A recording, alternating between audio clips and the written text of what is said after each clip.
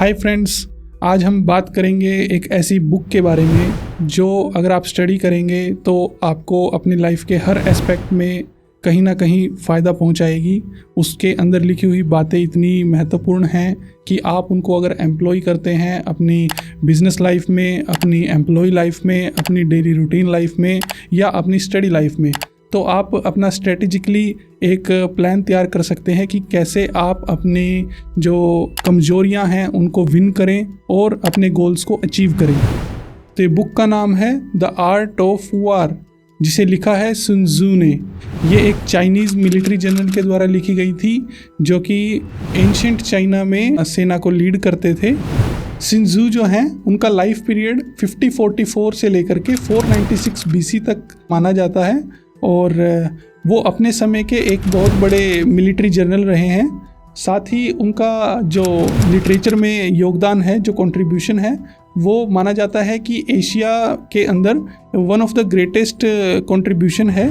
अब इस art of war को बहुत बार अलग अलग पब्लिशर्स, अलग अलग राइटर्स के द्वारा पब्लिश किया गया है, ट्रांसलेट किया गया है, ताकि उनकी जो लर्निंग्स हैं उसको सिंप्लीफाई करके हम लोगों तक पहुंचाया जा सके। ये बुक आपको ईजिली अवेलेबल है मार्केट में। आप किसी भी बुक सेलर से बुक ले सकते हैं। ऑनलाइन भी आप इसको अमेज़ोन से परचेज़ कर सकते हैं, फ्लिपकार्ट से भी आपको ये मिल जाएगी। जो बुक मेरे पास है इस समय, इसे ट्रांसलेट किया है लियोनेल गिल्स ने।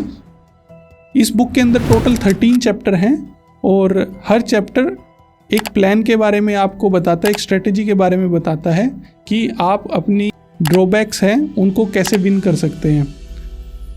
इसमें टोटल 5 चीज़ें बताई गई हैं जिनको आप अगर प्लान करके उन पे वर्क करके उनको अगर इम्प्रूव कर लेते हैं तो आप सक्सेस पा लेंगे।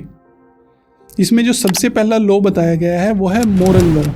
मोरल लॉ के अकॉर्डिंग अगर आपका जो एम्परर है, ये एक वॉर के बारे में लिखी गई थी किताब, जिसको इम्प्लीमेंट आप अपने हर लाइफ एस्पेक्ट में कर सकते हैं। लेकिन इसमें बताया गया है कि अगर जो एम्परर है और उसकी जो नीचे हायरार्की है, अगर वो उसके लिए फुली डेडिकेटेड है तो उसके लिए इजी हो जाएगा अपने प्लान को एग्जीक्यूट करना, और ये एक साइन है कि आप विक्ट्री की ओर बढ़ रहे हैं। दूसरा जो इसमें बताया गया है हेवन, हेवन को डिनोट किया गया है यहाँ पर कुछ ऐसी चीज़ों से जो ह्यूमन कंट्रोल में नहीं आती, जैसे कि day and night, season, winter, summer. तीसरी चीज़ इसमें बताई गई है अर्थ। अर्थ जो है वो इंडिकेट करती है कुछ ऐसी चीज़ों को जो कि स्थिति को बताएं, लाइक कि वॉरफेयर की अगर इसमें बात करें तो डिस्टेंस कितना होगा वॉरफेयर के लिए, जो ग्राउंड है वो कैसा है, क्या वहाँ पे नैरो पासेस है या फिर वो एक वाइड ग्राउंड है, और इसके अलावा कोई सेना बड़ी है या छोटी है। और अगर इन चीज़ों को हम अपने लेवल पे लाकर बात करें तो ये हो जाता है कि हमारी प्रॉब्लम जो है वो बड़ी है या छोटी है, हम उसमें अभी के लिए एग्जिस्ट कर रहे हैं या आने वाले समय की कोई सिचुएशन ऐसी होगी। तो इस तरह से इसमें इजीली सब चीज़ें बताई गई हैं कि कैसे आप उसको अपने डेली रूटीन की लाइफ में इम्प्लीमेंट कर सकते हैं। फोर्थ जो पॉइंट है इसमें वो बताया गया है कमांडर के लिए।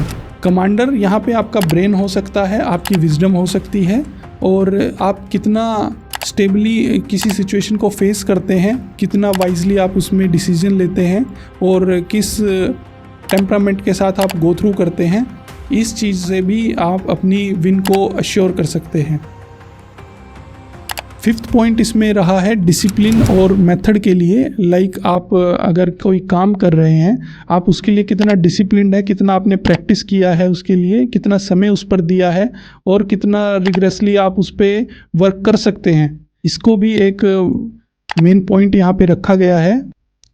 अगर मिलिट्री की बात करें तो किस सेना में कितना डिसिप्लिन है, कितना वो अपने आप में सस्टेनेबल है और कितना क्रूशली वो वर्क कर सकते हैं, किसी वॉरफेयर में वो परफॉर्म कर सकते हैं, ये सभी जो एबिलिटी हैं ये उनको अपनी विक्ट्री की ओर आगे लेकर के जाती है। तो इसी तरह इसमें जो 13 चैप्टर दिए गए हैं उसमें हर एक मेथड को थोड़ा डिटेल में बताया गया है।